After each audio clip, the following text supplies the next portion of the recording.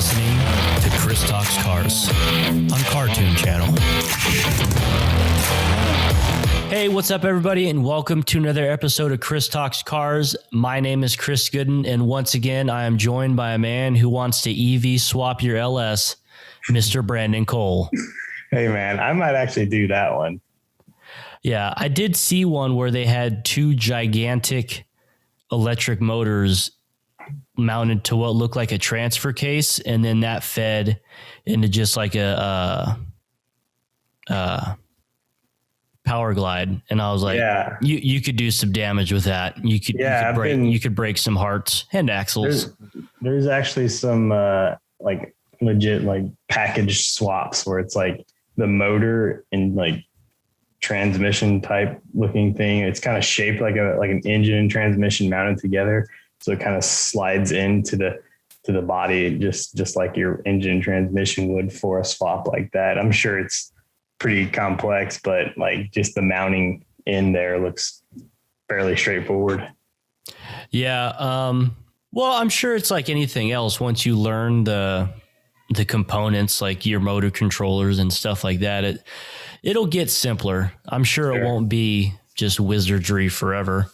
Right. Although I'm not looking forward to it being too common until the hybrid stuff. Like I've seen a couple setups where they had like inside the wheel hub, like instead of brakes, like there was this contraption that went inside the wheel. There was an electric motor. Yeah. Now it was super janky and like some Kickstarter stuff. They like, convert your whatever to your front wheel drive car to all wheel drive. But this is just the beginning. That makes me excited when you can throw those in the front end of your muscle car and all of a sudden you've got a just drag maniac because you've got 150 pounds up front, but now you have all wheel drive. You know what I mean? Mm-hmm. It's going to be pretty sweet. I'm excited about it. That's based on absolutely nothing other than one video I saw when I was pretty stoned. But I think it's fair to extrapolate that to full-blown drag applications. Yeah. Whenever these EVs start rolling coal, I might get on board. Yeah. Well, from my experience as an electronics technician, when you roll coal with electronics, it's no bueno. You never want to release the secret smoke, my friend. Not a good thing, huh? It doesn't smell good. It's not good at all. Burnt plastic. Yeah. It's not even anything that smells. There's nothing that smells like it. Like when you pick up a charred like circuit board, it's like, yep, there's never a doubt if that's the problem because you can smell it as soon as you open it up. I know in the Navy we had one or two of those on board that we responded to, and they're just like that fried circuit board smell. Yeah, it's good times. Yeah. Anyways. So, something I wanted to go over today, I thought was pretty interesting. The 10 most expensive car crashes in cinematic history. Now, this is according to thechive.com, and I'm not sure what metrics they use. It just says it's based on the data comes from Uswitch, a UK company that compares various services and insurances, the total up costs of various cars, how severe the damage was, and other factors like adjusting for inflation. So I guess they just took the value of all the cars and added it up, but I don't know. I feel like this is going to be mind blowing to me because I think I haven't read this and I have no idea what to expect. And I feel like it's going to be ridiculous. Yeah, it's like the painful movies. Yeah, the movies you would think are on there. Like, I don't know. I guess they all make sense, but I feel like in the history of movies, it wouldn't be these 10. Well, hit me. All right. So coming in number 10, a movie that came out just a few years ago, Captain Marvel. And it's set in the 90s. And the sequence they're referencing is when they're going on a chase through the city. And there's, a bunch of car crashes and stuff. So just to give you a reference, it's in the six figures. Okay. Well, see, I can juggle six figures as long as it's like the lower part. When you get up there, it seems like you really have to make a ton of money for like a car scene destruction to make sense. And like big figure marks. So it is on the lower end of six figures. I'll give you that. 150. Wow. 147,298. Man. Well done, sir. Well done. To just out of thin air pick something. No, that was a very educated guess. I really, I know my car crashes. Well, I know what a big Marvel guy you are and how deep into the Marvel universe you are. Yeah. Number 9, The Wolf of Wall Street. Did you see that one? That's on probably my top 10 favorite movies. Do you know there's only one car crash? The Countach or the Countach. Countach. I always say it wrong. Yeah. Oh man. Yeah. So that's the car crash in there. How much do you think? Okay. So before you tell me, I was really hoping that was a kit car that they crashed and destroyed. Based on this price, I'm going to say no. That's painful. That's okay. They're really kind of crappy cars, but they're terrible. Awesome. But they're visually iconic. But they have 12 carburetors on them. It's so awesome. Yeah, it's pretty sweet. I'm gonna say okay. So I don't really know the value of that car itself, but if I had to guess based off of its nostalgia and its classic deals and whatever, I'm gonna say it's like a $250,000 car, maybe. Close again. 215. Okay. All right. Yeah. But I guess that's basically the value of that car. Yeah. I think what they did was they do like the MSRP, what it would be adjusted to. Maybe, I don't know, because I feel like as a collector, like if you got a Countach for 215, that would be a steal. But I don't know. That's just me. Yeah. I really don't know what that those go for, but I would imagine it's in the 200 range as a collector, because they're not like hyper cars, crazy fast or anything like the McLaren where they're still like $1 million. Yeah, that's true. F1s are insane. All right. Number 8, Deadpool 2. Did you see this movie? Did not. I'm not a comic book guy. All right. Well, this is when they have like some armored land train that goes like careening through downtown. I believe it's New York. I don't know. I should probably know that. But yeah, so given the progression, the last one was 215. What do you think this one is? So it's an armored train. Basically, but it's a land vehicle. It's like a truck with a bunch of armored train cars behind it, kind of. It's hard to explain. Yeah, I guess I would have to see that. You just kind of hit me on this one. I don't know where to start. $291,000. Oof. I really thought that they would have like... I would have animated that. I mean, well, CGI isn't cheap either to make it look good, but that's awesome. I don't know. Coming up next, one of the better movie cars in the last couple of years, in my opinion, the Lexus LSF Sport LS 500. You remember that one? I don't think so. I'm drawing a blank on that. I should just Google it. Yeah, it's I see it. Oh, okay. Yes, it's like a luxury sedan type thing. Yeah, 2-seater V8, pretty sweet. Okay. Pretty sweet. 5 liter, 5 point. I don't know. It's got Toyota's hopped up V8 in it. Anyway, $335,000. That's what they value the car? No, that's what the car crash sequence was. They debuted the F Sport in the movie. Yeah. So yeah, they went through Seoul, South Korea, causing all kinds of ruckus. $335,000. It's anticlimactic because I don't really care about that car. That's fair. Here's a movie you've probably seen, John Wick. Man, I'm very sad to say I haven't. Don't. I know. Don't say it. I've been wanting to watch it so long, and like every time I'm like, I want to watch this, and Victoria's like, no, we're not going to watch it, and I'm like, dang. So I'm like waiting for her to like go to sleep or something. And I'm like, I'm tired too, so I don't watch it. But no, I definitely want to watch it, but hit me because this will hype me up to watch it even more. When I move out there, we'll have boys' night and we'll watch a movie.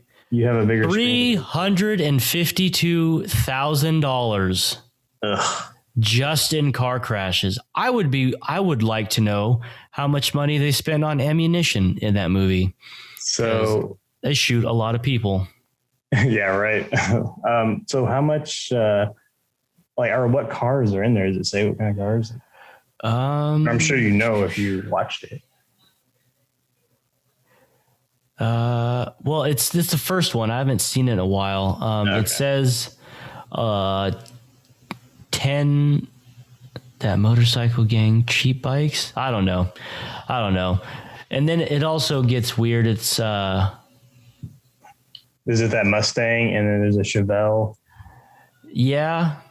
Well, there's also like a lot of Suburbans and government type vehicles that get, I guess there's no government, but like a lot of black Suburbans and just all kinds of stuff. And I don't know if that's a combined total for all three movies. I don't think so. I'm looking at like in the third one, the opening, or maybe it's the second one, the opening sequence, he's in the garage because they stole his car and he just like totals everything in there. It's insane. All right. Coming in at number 5 with a 28-minute car crash / chase scene. Oh, yeah. One of my favorite movies, The Blues Brothers. Oh, classic. Yes. Guess how much. Wait, what year was that? Because don't know on that. That's if it's still on the list being that old. Well, they adjust for inflation. It came out in 1980. Okay. Yeah. All right, hit me. $389,000. Nice. Almost $390,000.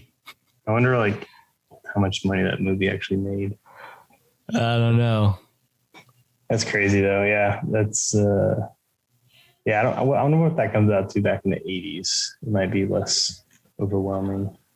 But well, they adjust it for inflation, so it's like, look at that, just piling up. All right. Another comic book movie you don't care about, Captain America Winter Soldier, which is regarded as possibly one of the best of the Marvel movies. $422,000. We're getting close to $500,000. Yeah. Between the luxury and civilian cars, at least a total of 14 were destroyed during the film. Nice. Yeah. Action packed right there. Oh, yeah. Did you see Inception? I don't know if we're going to be friends after this call. Oh, man. Okay. So Inception, for those who have seen it, a lot of gunfights, a lot of vehicles crashing into each other. $462,000. Oof. Getting up there.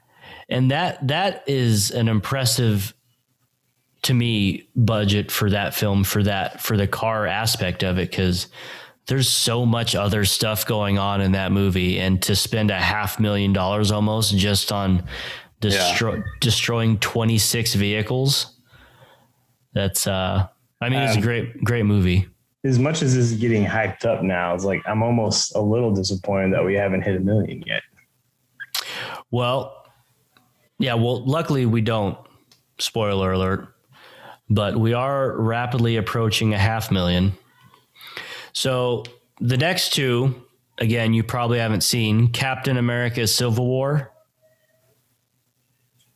I believe I have seen that one. All right. Well, guess how much the car crashes in that one are.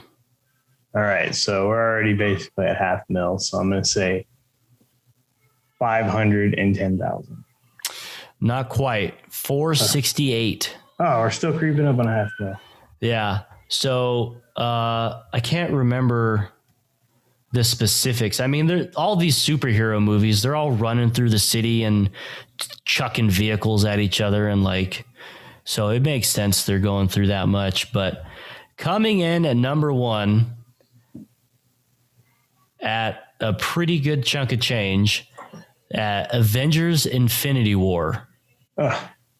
Avengers. What's up with these comic book movies and their car crashes? These aren't even car movies. Yeah, well, like I said, they're always like destroying cities and they're throwing vehicles at each other and it's all kinds of craziness. But 19 cars total written off for the filming of the movie. I'm actually really surprised like something like Gone in 60 Seconds wasn't in here. You know, those car scenes, you know, they did a lot of bumping around and messing up stuff. They did crush Eleanor. I don't know if that was a real thing or not, but I was actually looking forward to hearing that in here, and it's not. Yeah, I'm looking that up now. But I mean, I guess it wasn't like a big like special effects movie and all that kind of action pack. It was more focus on the cars itself, and car guys don't necessarily want to see it get destroyed. Yeah. Yeah, that was a pivotal movie in my... I will admit that there's so many times I've watched the movie dozens of times, and I either leave the room or look away when they crash Eleanor. It's rough. It's hard for me to watch, man. Like any like legit, like good car, especially classics that like, you know, if it's still in production type car, I don't care. But like, you know, stuff that's like real classic and nostalgic like that, it's like painful to watch them get destroyed. Yeah. Yeah. It's no fun. But yeah, coming in at number one, Avengers Infinity War, $548,000. And honestly, in the scope, it is. But if you think about the scope of the budget of that movie, that's not even a line item hardly. You know what I mean? Yeah. Like, let's see what the total budget for Infinity War was. These big hit movies are making hundreds of millions of dollars now. I mean, I say now, they're not right now. Yeah, not a few years ago they were like we were going to start seeing like little fender benders in our new action-packed movies with these low budgets. Yeah, so the budget was $316 million. Oh my God, that's just the budget. Yeah, and they normally double the budget. So they probably spend another $315 on advertising because that's just how those things normally go. Oh my gosh. Yeah. So I can't even fathom that type of money. It's just ridiculous. Yeah. It's someday, you know, one of these days. Yeah. Once this podcast puts Joe Rogan out of business. Yeah. Yeah. We're coming for you, Joe. Oh yeah. But anyway, that is the 10 most expensive car crashes in movie history, according to thetribe.com. So, though it was semi-anticlimactic for me, it was very interesting to see that these movies are willing to just shell out huge money for just scenes, like destroy things. Like it's like they spare no expense to get an awesome scene. Yeah, which is cool. It is pretty cool. Yeah, I mean, except when they destroy cars I really like, then it's not cool. Well, right. But moving on, we can go over some automotive history because it was a pretty interesting couple weeks. May 28th, 1937, what would come to be the largest car manufacturer in the world, Volkswagen. Oh, it's not Ford. No. I wish. Jumped the gun there. You did. VW was founded in 1937. under what's his name? Ferdinand Porsche helped design the Bug.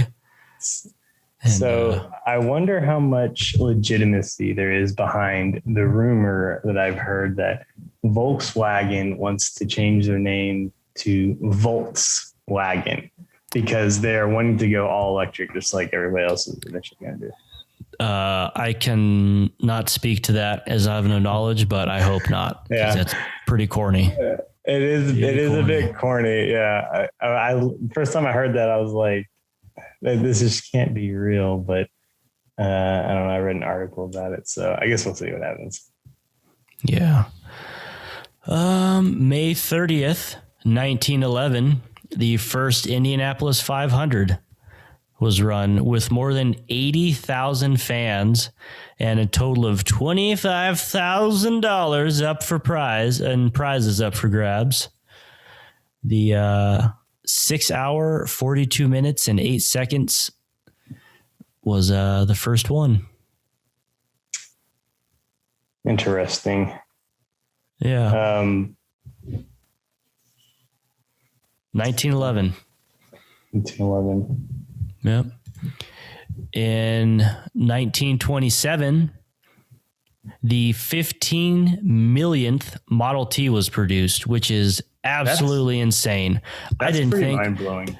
Yeah, I wouldn't have thought there's 15 million people driving cars in 1927, much less that there's 15 million just driving Model Ts. I think what's more impressive to me, what year was that again? 1927. So in 1927, that they had the ability, technology to mass produce a large, functional, reliable machine on that scale. That's more impressive to me. Yeah, well, I mean, that's what Ford did. He revolutionized manufacturing in general, automotive manufacturing for sure. While initially sold for approximately $850, which is $20,000 today. As production numbers improved by 1925, the price was less than $300, which is less, about $6,000 today, making them attainable for just about anyone, which was, Ford's mission from the beginning to make the American people's car that's definitely not their mission anymore. Have you been to a Ford dealership lately? Yeah, that's Hyundai has taken on the vehicle for the people these days. Yeah, so just for laughs, I was thinking, I've been contemplating juggling possibly different field of work, which would require me getting a commuter car, because I'm going to drive my truck every day and get bad fuel economy and all that. Right. So I was like, what would it cost me to buy, what's the cheapest vehicle you can buy right now, brand new off showroom floor? I think what it came up with was this, the Chevy Spark, I think it was. And I think you can get them for $13,000. But that's crazy to think about that. Because at the time, Model T was, that wasn't like your little average Joe crap car. That was actually a good car back then, and it was a sought after car, but it was still like you said, anybody could have it. And nowadays you go around and nothing is even remotely close to that. I mean, you're talking about $500-$600 payments on anything you buy brand new, unless you're going with something like that Chevy Spark. Yeah, or unless you get a 96-month loan at 18% interest. I think when I bought that 2014 Ram 2500 Cummins 4-wheel drive, all that, it was a pretty basic package, but it had all the stuff I wanted on it.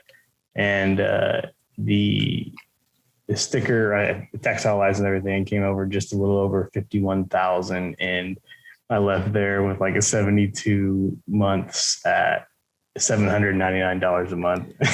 Yeah. That was I feel like almost not everybody, but so many young men just walk in and make that mistake. It's I got this cool truck now, but now I I'm pretty strapped now because I'm 20. I was 24 years old at the time. Yeah. No, I definitely have bought a car and then realized that I was paying just to look at it. Like, I can't even afford to drive this motherfucker. Yeah, I wasn't that strapped, but yeah, it was. I look at my buddies; they're driving these old clapped out Dodges, and they're in my eyes were just as cool, and they paid cash for theirs, or they had it paid off super fast or whatever. I'm like, man, I should have done that, and now I did. And I'm pretty happy about it. Yeah, old roll coal coming in hot. Yeah, it is. Any updates on that, or still just playing with your tuner?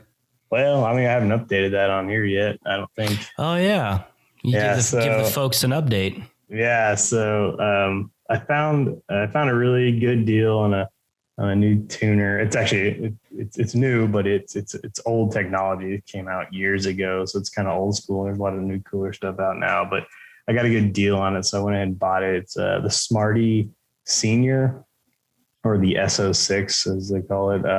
It's just really like one of the biggest tried and true programmer for the 2003 to 2006 Cummins turbo diesels. And I've just been playing around with it. You know, there's so many different settings. There's like just generic tunes you can pop on there, but then there's like, you can mess with like rail pressures and torque management, timing, and a few other things. And just messing around with it. And it's funny, the first time I put it on, I put it on the stock tune just to run it. And then I was messing with the power on demand, and I turned it down, not really knowing what I was doing. So literally I think I had my foot to the floor, and I could barely get through the next stoplight because I didn't realize what I did. And I was like, oh shit, I better pull over. Oh, so man. I just immediately jumped straight up to one of like the 60 horsepower tune, which really is, from my standard output, it's not just 60 horsepower. It's like it bumps it up to the high output, which is like 75 horsepower more than mine, plus that 60. And so that's pretty much what I've been cruising around on. I have played with some of the higher settings too, like the 90 horsepower setting. It really comes alive. I mean, by no means is this truck like really fast now, but for a truck, it really gets up and goes really well. And I use that 90 horsepower setting, which is probably a little under 400 horsepower at the wheels when it's all said and done. I think I'm running out of turbo. So that'll definitely be on the list. Put a nitrous kit on it. Well, before I get the turbo, it will get a meth injection, which will help cool it down. That's the biggest thing is, you do want more air, but also the turbo helps cool things down. So my little turbo is a 58 millimeter. So I'll be bumping up to a 62 millimeter later this year. That'll put more air in there. Which will feed a 96 millimeter. Yeah. Well, later on, maybe it'll feed an 80 millimeter or something, or 88. Hell yeah. We'll see how it goes. I might have to even beef up the transmission even more. Do people pro charge diesels? I just thought about that. I think I've seen some supercharged diesels, but I think it's more nostalgia or cool factor. I've seen some that are really functional and they're pretty cool, but I think it comes down to, again, to like the RPM thing, and you're not turning that pulley fast enough, so you're really doing all that underdriving to get them to spin fast enough. So I think it just really makes the most sense to run a turbo on them. Yeah, well, I was just thinking, because you ever watch any of Kevin from KSR's videos? No. Oh, he owns a shop in Florida, and one of the trucks they have is an old dually Chevy with this gigantic mechanically driven Pro Charger on the front of it. And I was thinking that would be pretty sweet. That would be fun, yeah. But it sounds like a fucking aircraft engine starting up. There's all the gears and the mechanical, because it literally runs off the front of the crank, like off the harmonic balancer, through this like transfer case that Kevin built to drive the Pro Charger. That's crazy. Yeah. It's pretty awesome. I think the fact that it's also just already like turbocharged from the factory, like switching all that up and putting it on there, I think you really just have to want that for the cool factor. I feel like it just really wouldn't make a lot of sense. Like, why not just slap a bigger, because a lot of guys run the factory turbo to feed these bigger turbos. Right. And they work really well, especially if you have like one of the newer trucks, like a 2007 or newer, or even the 2005s, like they have like a 60 millimeter turbo on them from the factory. And that's actually makes really good power, and it does pretty well to feed an even bigger turbo, and still everything spools really well, and there's not a lot of turbo lag. So it just makes sense, I guess. It'd be cool to see though. Yeah, I've never seen one in person. I've seen some like on scrolling Instagram, that sort of thing. Yeah, that would be interesting. In the ultimate baller move, Volkswagen has turned down a $9.19 billion offer to buy a Lamborghini. Yeah, I love Lamborghini, but I don't know if there's anything, including certain members of my family, that I would not sell for $9.19 billion. Yeah, I would sell that company and not even think about it. And I would go like start a new company with another race car, and then do some other with end world hunger and, a handful of other things. Yeah. That's a lot of money, man. When asked about it, the spokesman is quoted as saying, "This is not the subject of any discussion within the group. Lamborghini is not for sale." End quote. Mm-hmm. I mean, it's a pretty nostalgic brand and all that. And I guess when you're talking about a company like Volkswagen, that's probably not a huge figure to them. I mean, it's big, but like not like mind blowing big. And yeah. Well, as part of business. as part of a portfolio, like they do a lot of R&D through Lamborghini, and like it's part of the bigger picture, but it's good. That means Volkswagen values Lamborghini, and they're going to keep putting money into it. Because if with the, electrification of everything coming up, if they're like, man, was trying to move on to a different direction, I think they would have sold them. But to me, that's a good sign that they're going to keep putting money behind it and keep it alive. That's true. I'm assuming we'll definitely be seeing a lot more of it in the future with the hybrids announced. And then I guess, 4 years later, they're planning on going all electric. Yeah, or at least hybrid. I forget what the exact figure is. But yeah, so good guy, Volkswagen. Hooray. Another thing, Ford announced a new small pickup called the Maverick. What? I missed this. Yeah, well, if you check your Instagram DMs. But yeah, so there's an announcement coming out on the 8th. Right now, all they've said is that it's new. It's called the Maverick, and we'll find out more on the 8th.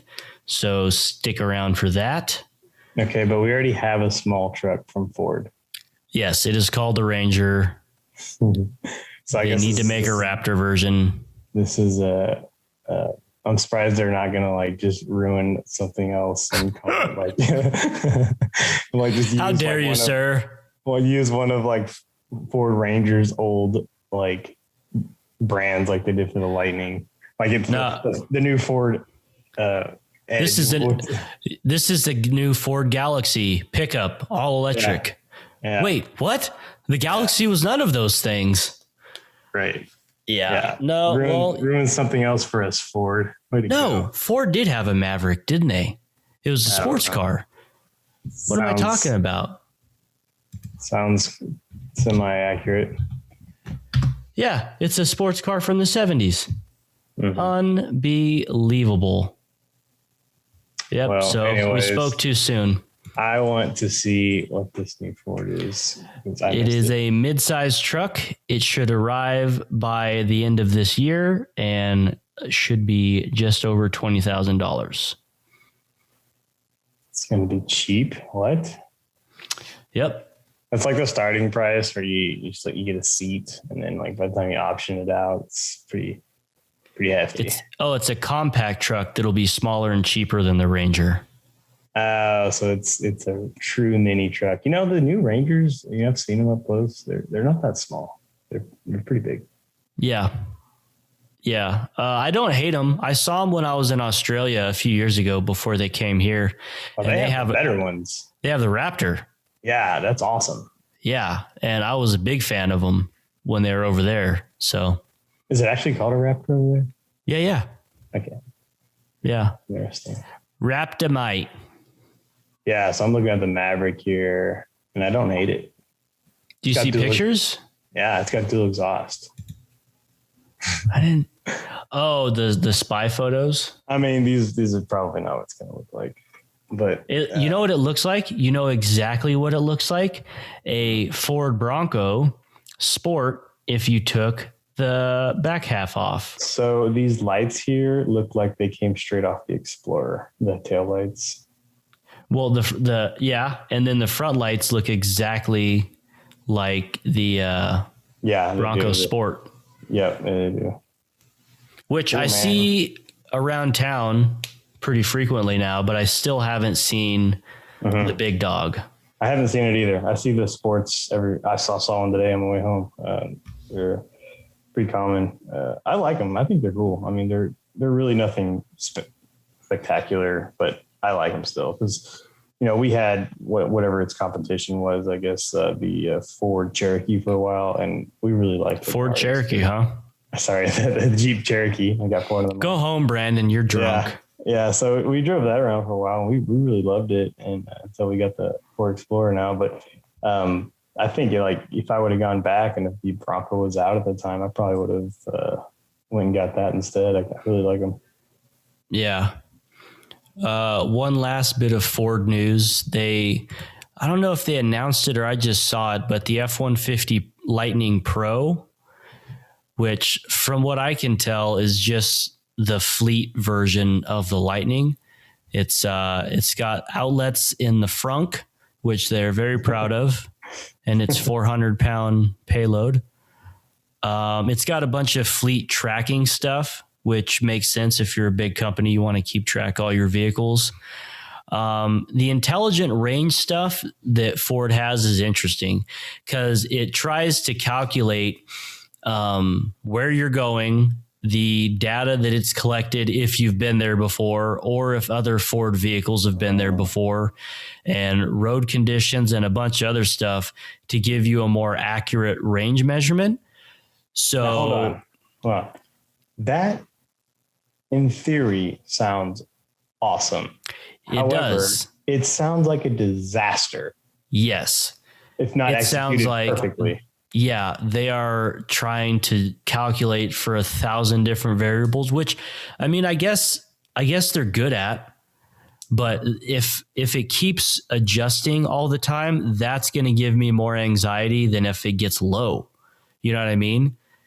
Yeah. Because if it's calculating like, oh man, now you've got, 20 miles left and I just had, 60, for which I don't know if that's a reasonable jump or not, but and then it goes back up to 45 and then it's all over the place. That is going to drive me more crazy than just the anxiety of running out of battery. Well, you're about to learn this pretty quick when you move here to DFW area. Our There's highways, a Buc-ee's on every corner. Well, we do have a couple of those, but the high fives and a lot of the stuff, the traffic sometimes is pretty annoying, and missing exits are unforgiving. You have to go extra miles out of your way if you miss an exit, and I can see that happening. It's like, oh, you're good, but then you miss an exit, so now you've just been rerouted 5 miles or something, and really screwing with you that way. Yeah, that is, I'm not going to lie, one thing I am not looking forward to is driving in Dallas, because you guys will have an 8-lane freeway with a 4-lane frontage road and a 2-lane driveway. It's like, I just want to get to McDonald's, but I got to go down and under a freeway and through. See, that's why we live up here, kind of in small town Texas, where I still have to go down there to work, but I don't really deal with that. If I'm not getting paid, pretty much. Yeah. But that's about it for me for this week. We're going to be back next week, hopefully with some details on the Maverick and then whatever else is happening. All right. All right, everybody. Don't forget to like, subscribe, rate, and review all the things. We are on YouTube, iTunes, wherever you find podcasts. I am at ChrisTalksCars. He is at roll_Cole. And we'll see you next week. Bye.